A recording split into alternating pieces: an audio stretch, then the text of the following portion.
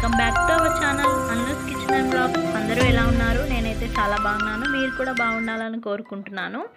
ఈరోజు మన రెసిపీ వచ్చేసి తెలంగాణ స్టైల్ ఫిష్ కర్రీ అండి.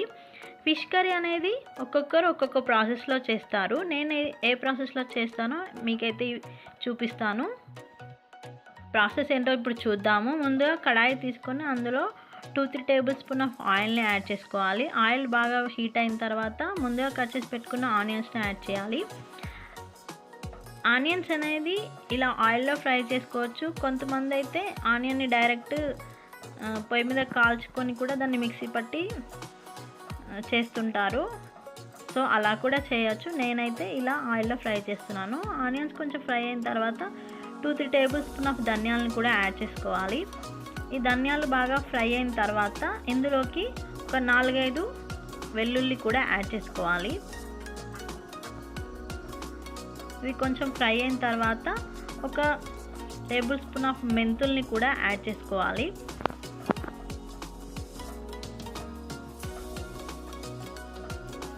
మెంతుల్ని యాడ్ చేసాం కదా, మెంతులు కొంచెం ఫ్రై అయిన తర్వాత ఇందులోకి ఒక టేబుల్ స్పూన్ ఆఫ్ జీలకర్రను కూడా యాడ్ చేసుకోవాలి. ఈ స్పైసెస్ అన్నీ మనం కొంచెం గోల్డెన్ బ్రౌన్ వచ్చే వరకు ఫ్రై చేసుకోవాలి.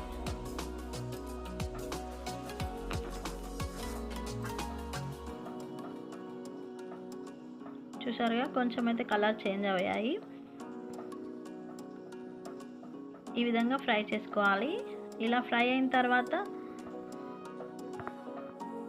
స్టవ్ ఆఫ్ చేసుకొని ఇది కొంచెం చల్లార్చుకోవాలి.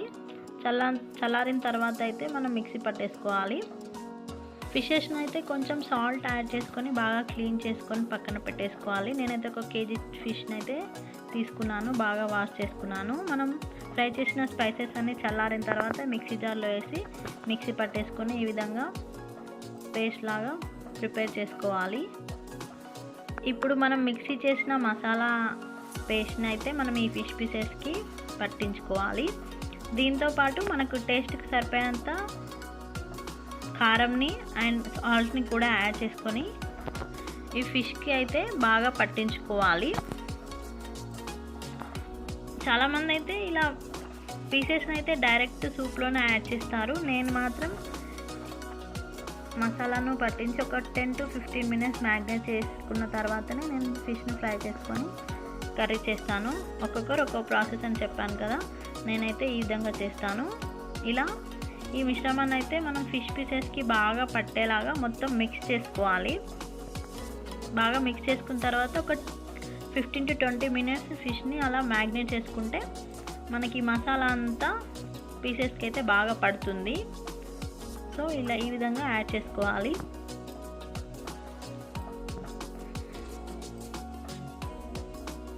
ఇలా యాడ్ చేసుకున్న తర్వాత దీన్ని పక్కన పెట్టుకోవాలి.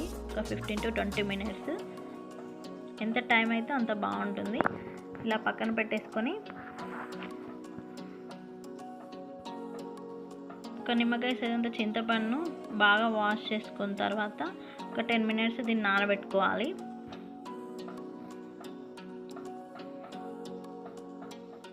ఇప్పుడు బాగా నానిన తర్వాత దీని నుంచి ఇలా అయితే రెడీ చేశాను. ఇప్పుడైతే ఒక కడాయి తీసుకొని అందులో ఆయిల్ యాడ్ చేసుకున్న తర్వాత పోపు ఐటమ్స్ జీలకర్ర ఆవాలు యాడ్ చేసుకొని కొంచెం పచ్చిమిర్చిని కూడా యాడ్ చేసుకోవాలి. ఒక ఉల్లిపాయను కూడా యాడ్ చేసుకొని కొంచెం కరివేపాకును యాడ్ చేసుకొని బాగా ఫ్రై అయిన తర్వాత కొంచెం పసుపును యాడ్ చేసుకున్న తర్వాత ఇందులోకి మనం ముందుగా రెడీ చేసి పెట్టుకున్న చింతపండు రసం ఉంది కదా, ఆ రసాన్ని ఒక 10-15 మినిట్స్ పాటు మరిగించాలి.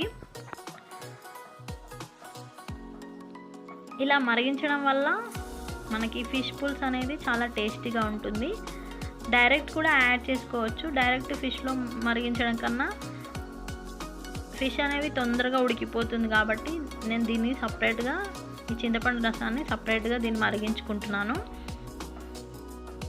కొంచెం పోపు ఐటమ్స్ వేసి మరిగించడం వల్ల అయితే డైరెక్ట్గా కూడా మరిగించుకోవచ్చు. కాకపోతే ఇలా మరిగించడం వల్ల టేస్ట్ అయితే కొంచెం బాగుంటుంది. సో ఇది రెడీ అయిపోయింది. దీనికి టేస్ట్ సరిపోయేంత ఉప్పు కారం యాడ్ చేసుకున్న తర్వాత ఒక 10 to 15 మినిట్స్ కొంచెం మరిగించుకోవాలి.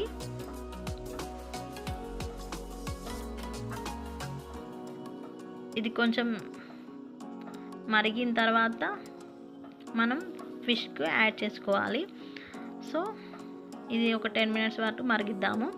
నెక్స్ట్ ఇందాక ఆనియన్స్ ఫ్రై చేసాం కదా, అదే బాండీలో ఒక 2-3 టేబుల్ స్పూన్ ఆఫ్ ఆయిల్ని వేసుకొని మళ్ళీ ఇందులో కొంచెం జీలకర్ర, ఆవాలు, పసుపు యాడ్ చేసుకొని మనం మ్యాగ్నేట్ చేసి పెట్టుకున్నాం కదా ఫిష్ పీసెస్, ఒక 20 మినిట్స్ తర్వాత ఈ ఫిష్ పీసెస్ అనేవి ఈ ఆయిల్లో యాడ్ చేసుకొని ఫ్రై చేసుకోవాలి. ఇలా ఫ్రై చేసుకోవడం వల్ల ఈ ఫిష్ అనేవి నీసు వాసన రాకుండా టేస్టీగా ఉంటుంది.